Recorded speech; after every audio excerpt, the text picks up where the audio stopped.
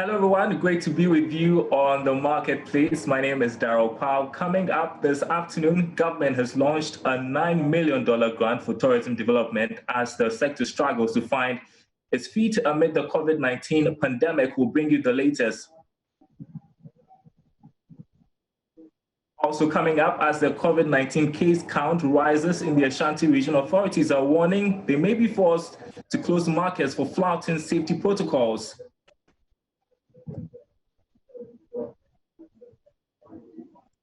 And also, Cocoa Board is determined to wean itself off external lenders. What strategies are in place? We'll hear from the CEO. Thanks for being with us once again. My name is Daryl Powell. Details right after the break.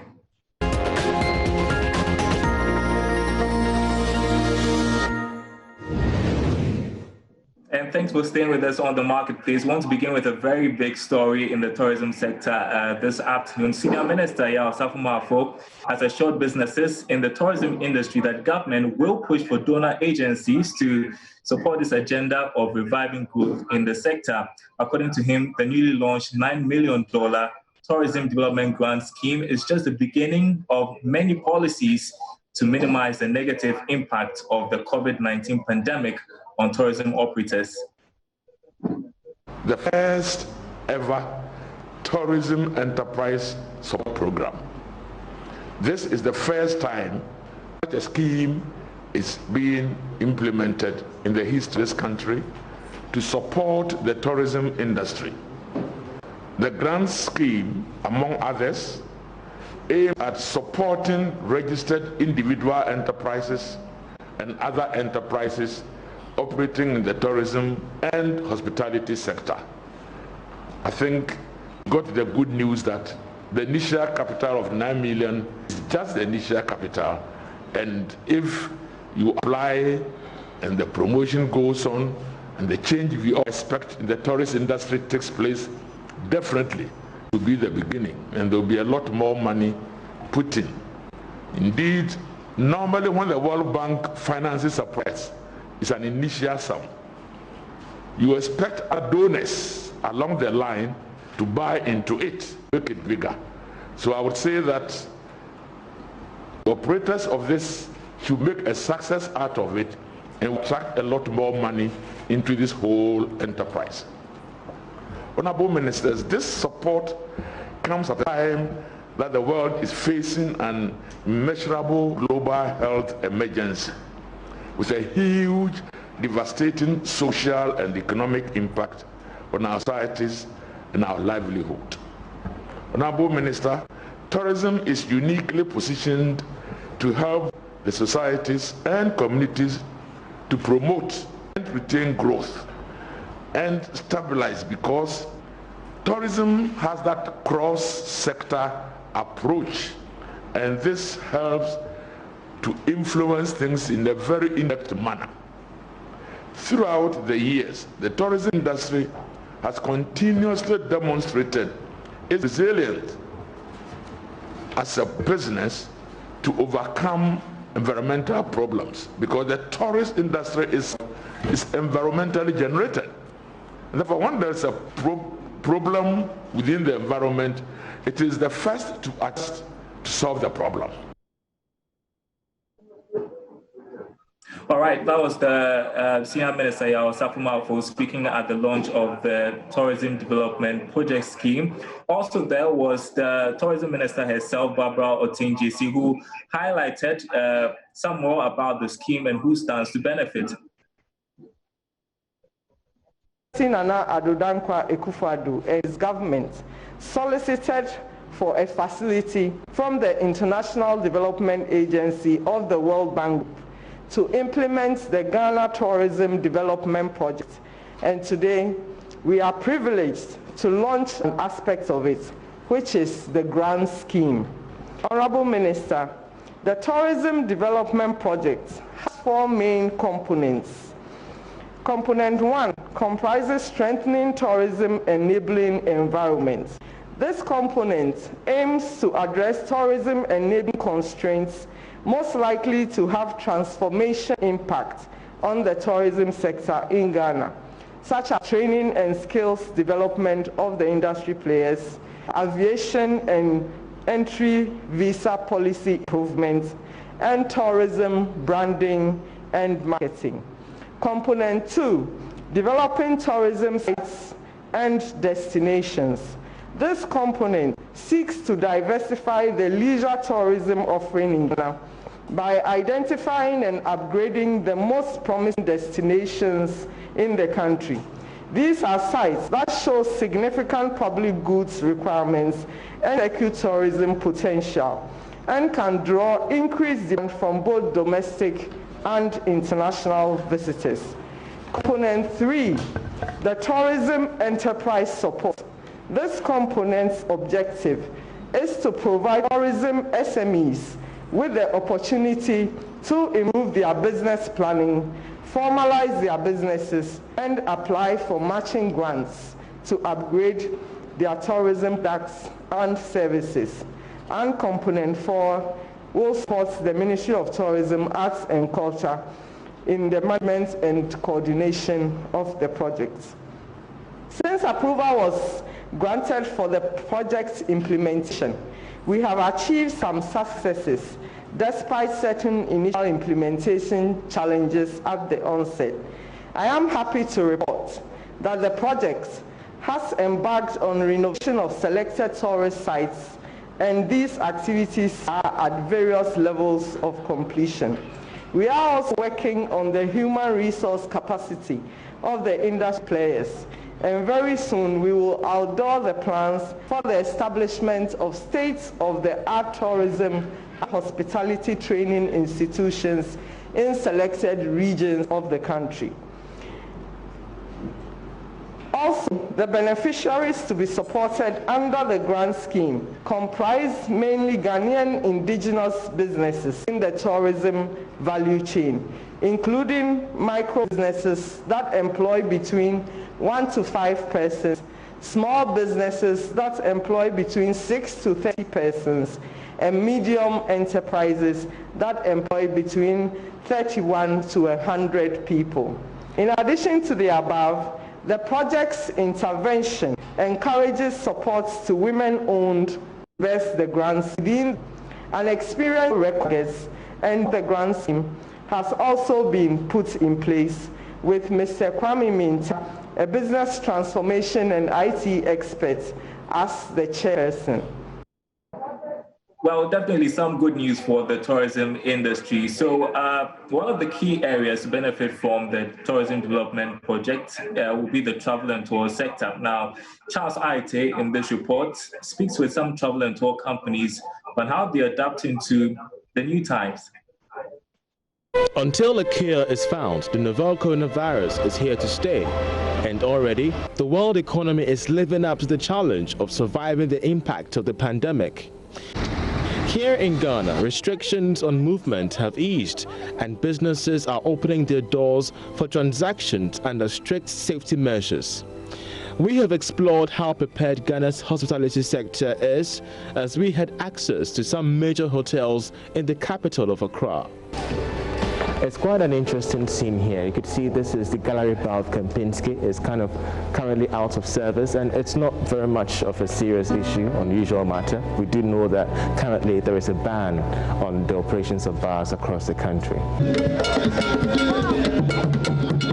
This week, we turn our attention to the travel and tour sector. If you've ever embarked on a business trip abroad or even gone on a leisure trip, one agency interfacing with airlines and tourist sites are the travel and tour businesses. Times have been hard for this sector. With airlines closed and hotels shut, the travel and tour sector has had revenue margins plummet. We are the number one who has been hit by this this pandemic. In terms of, you can see the airline suspension. Damenda Kuma is the country director of Satguru Travels. Innovation, getting ahead of competition to fish out the demand for the future of travel, is his priority at the moment. We know the way we are doing the business, it will not be the same. It will take a little time to come to us on the same position we were holding before, and we are going to focus in some areas like medical tourism and some other business opportunity in terms of corporate, we are going to look into it. And what about leisure travels? Because we do know that leisure travels are being limited to an extent across various countries in the world. Currently, the US is really putting restrictions on specific visas, under the Trump administration. How are you adjusting to all these reforms? If we look at the point of leisure trip, I believe so leisure trip is going to be a challenge for us, because leisure trip, it comes with an economic package also. And this pandemic has seriously cut off some salaries of staffs and the people's savings.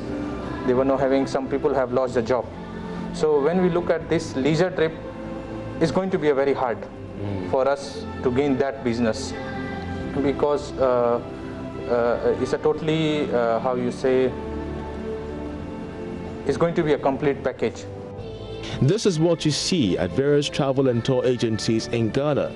With empty offices being the new normal, managers like Kuma are taking everything online. We arrange some online training for our staff. Okay. When it comes to tourism, we arrange some destination trips, tours, like for Dubai, Canada, America, UAE, and so many different countries for our tourism staff. Regarding the management, we arrange digital marketing, how to do online marketing, and some type of presentations we arrange for our staff. What's going to be the future of your company in terms of the travel and tours industry? Because investors and even that of researchers are helping us understand that the face of tourism in the world, not just Ghana, is going to change now that COVID-19 has set in, so that those who do not innovate are going to die off.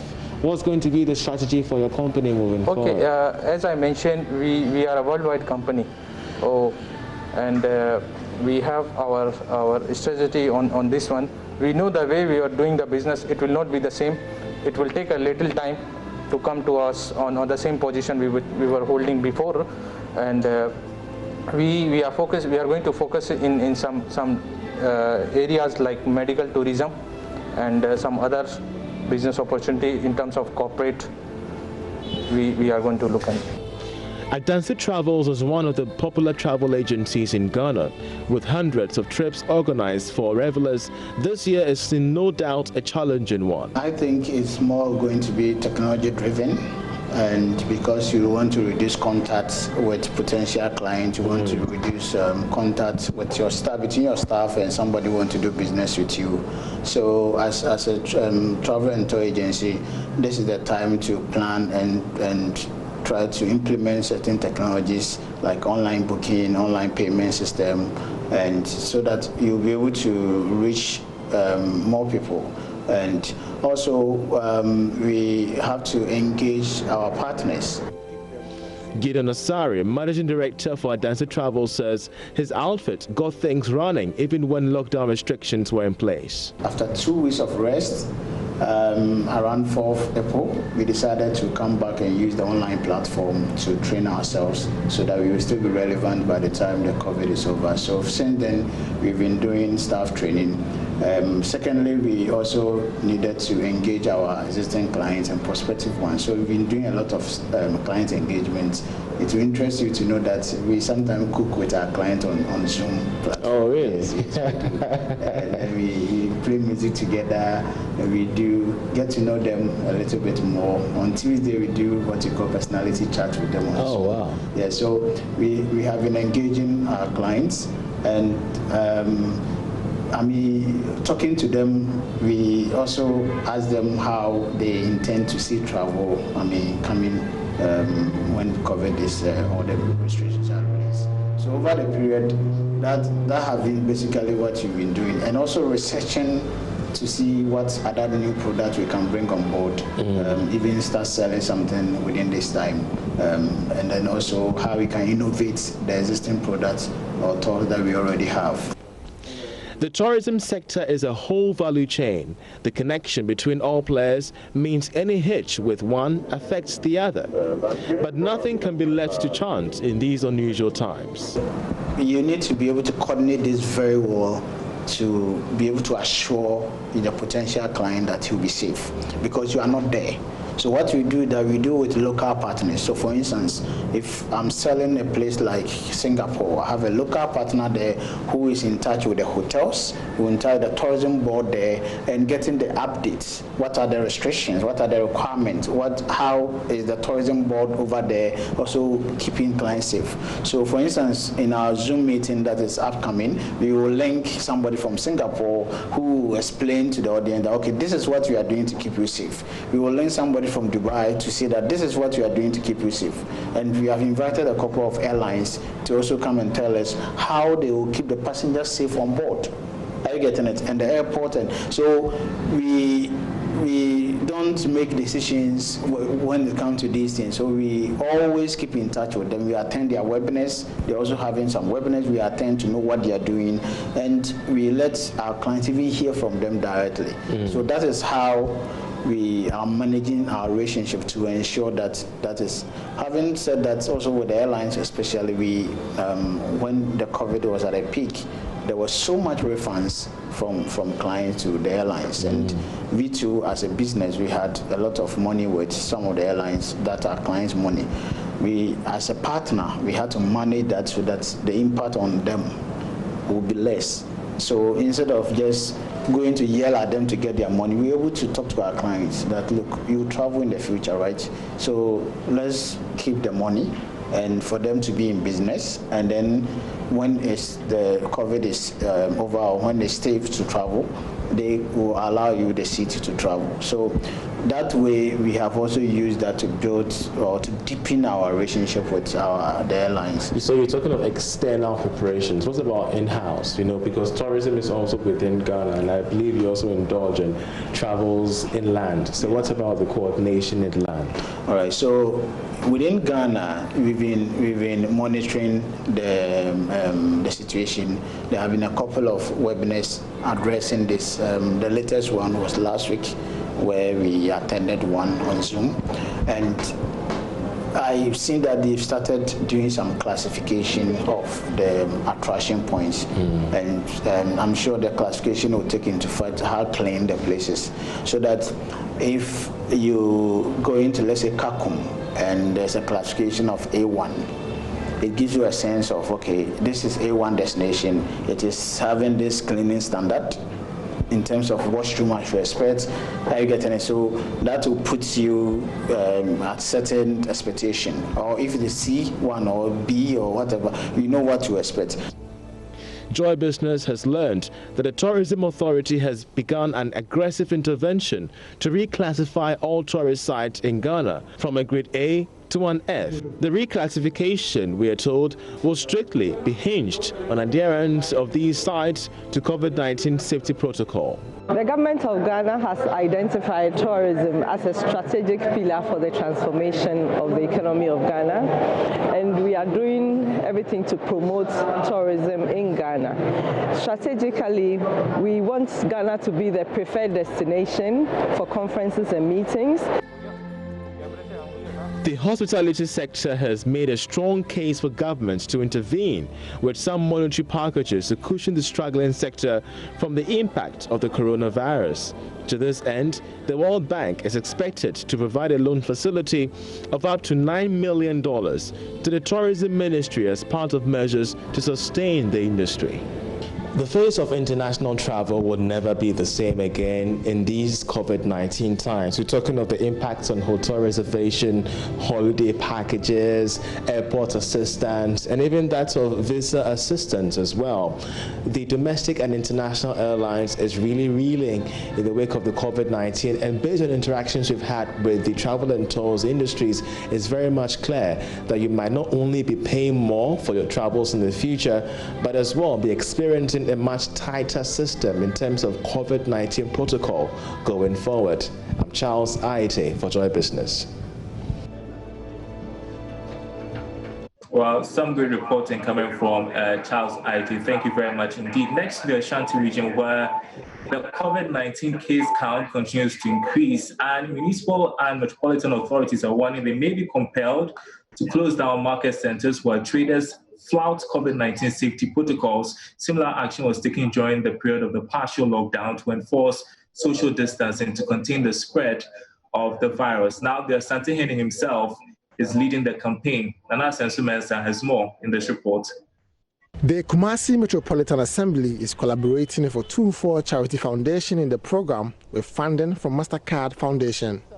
It seeks to promote personal hygiene in addition to social distancing to control the spread of COVID-19. Dr. Thomas Ejakupoku is Executive Director of Otumfuo Charity Foundation. This is a serious pandemic. Menshia, from the beginning of this COVID, has been part of it. But we think that at this point, we have examined the main issues and we think that we must step in. And we have identified social distancing at our marketplace as a potential threat to the fight of COVID-19. And that is why Otumfuo, with all Nananum, are stepping in. And we are specific. We think that with our influence, we can speak to our people. We are not stopping them. We are also providing sanitizers, soap and water and Veronica bucket to ensure that not only do they distance themselves, they also wash their hands as the protocol demands. KMA Chief Executive Oses Benchi charged market queens to lead a crusade against the disease by enforcing preventive measures at the markets or have them closed beginning of next month. From Monday going, we'll be going out there. This time not only KMA will be going, but we'll be going out there with the representatives of Otumfuo Osetutu II. He is the owner of the land. He gave us the land, and we are working on the land. And he is the owner of the region. So now he himself has waved into the fight. So we are all going there to observe whether the traders are complying. In fact, any market that refuse to comply, we will have no other direction to go rather than to close it down. So that is why we are preempting them. We are cautioning them that we don't want to close any market, but if they should fail to comply, then we will not do any other thing apart from closing it down. Meanwhile, the KMA has served notice of an impending decongestion exercise to raid the pavement of traders. Leader of Kajetia Petty Traders Association, Nana Prempe commits to the cause even before the assembly descends on defiant members. And with this advent of the COVID, pedestrians are not to be impeded on their walkways, but you realize that all the pedestrian areas have been taken over by the petty traders. So it is an admonishment on we, the leadership, that henceforth we must advise our people, especially my colleague traders, who are selling on the pedestrian ways, that they should vacate from there because the assembly has made provision for us in the other satellite markets. And I know that the assembly is going to embark on a program to decongest us from the road. But I will take this opportunity to advise my colleagues on the stretches of the roads in Kumasi that it's high time we leave the roadside, and we are going to take it upon ourselves as leadership to also go down to talk to our people. Nana Asensu Mensah reporting. All right, finally, this afternoon, the Ghana's cocoa regulator, Cocoa Board, has so far spent in excess of $500 million in interest payments on the cocoa syndication over the span of 25 years. Now, even though Cocoa Board is deemed credit-worthy by international leaders, Chief Executive of Cocoa Board, Joseph Aboagye-Wiafe, tells Joy Business, innovative strategies are needed to win the regulator of external lenders. Because honestly, when we go to syndicate, we pay. The money they give us is not free of charge. Once it's a loan, it means that we have to pay. And if you listen to my FNA, the past 27 years loan that we contracted, we put all together, the cost of financing a loan comes close to about $500 million, about $500 million US. That's just the financing. The participation fee, the legal fee, all those fees together, and then the interest, when you put them together, about $500 million. I'm sure $500 million could have done something significant for this country. it is in our own interest to try and then win ourselves, from this certification. We definitely have to look forward into the future to sort of go off loans. And that's the marketplace. Thanks for being with us this afternoon. My name is Darryl Powell. Hopefully we'll be back same time tomorrow. Stay tuned.